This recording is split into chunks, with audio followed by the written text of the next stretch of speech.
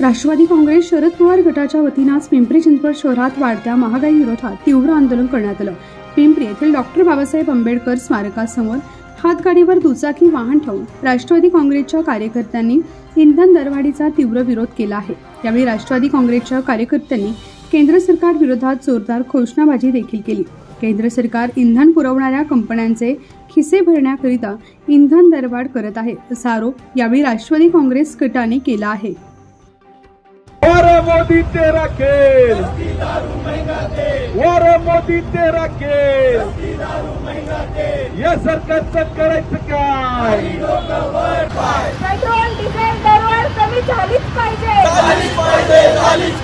Petrol diesel दरवाढ कमी झालीच पाहिजे, वारे मोदी तेरा खेल।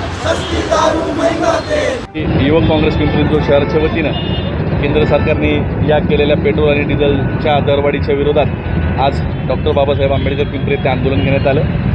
खरं तर 2014 पूर्वी कच्च्या बॅरलचे रेट $150 वर होते आणि त्यावेळेस भारतामध्ये 70 रुपये आणि 60 रुपये असं पेट्रोल डिझेलचं रेट होता अंदाजे। परंतु त्या काळी 40 रुपये पेट्रोल डिझेल आम्ही दर महिना प्रत्येक लिटर करू असं आश्वासन देऊन सरकार सत्तेत आलं।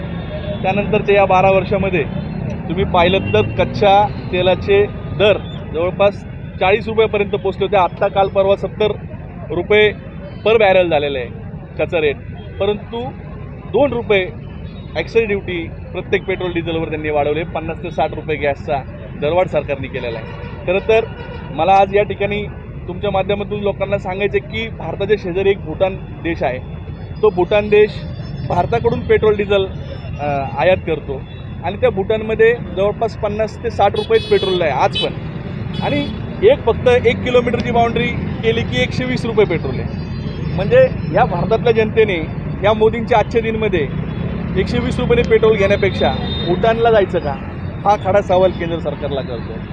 किती दिवस तुम्ही पेट्रोल कंपन्यांचा फायदा करणार आहेत, किती दिवस त्यांचा नफा करणार आहेत? तुम्ही आज जनतेचं काहीतरी करा ना। म्हणजे आज आम्ही पिंपरी चिंचवड शहराच्या वतीने आज ही 2 व्हीलरची आम्ही स्क्रॅपमध्ये आम्ही ती टाकली त्या हातगाडीवर।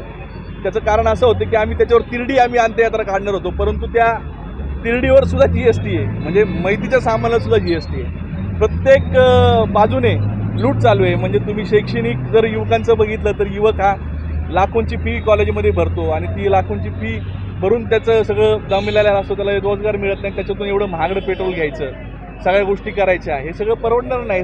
निश्चितच मध्यमवर्गीय लोकांच्या खिशाला खूप मोठा आघात आहे आणि ही खूप मोठी लूट अशी आम्ही मानतो आणि याचा आम्ही राष्ट्रवादी काँग्रेसच्या तर्फे निषेध करतो। पेट्रोल आणि डिझेलची जी दरवाढ झाली त्याच्या विरोधात राष्ट्रवादी युवक काँग्रेसच्या राष्ट्रवादी युवक काँग्रेस यांच्या वतीने आज हे आंदोलन घेण्यात आलेलं आहे।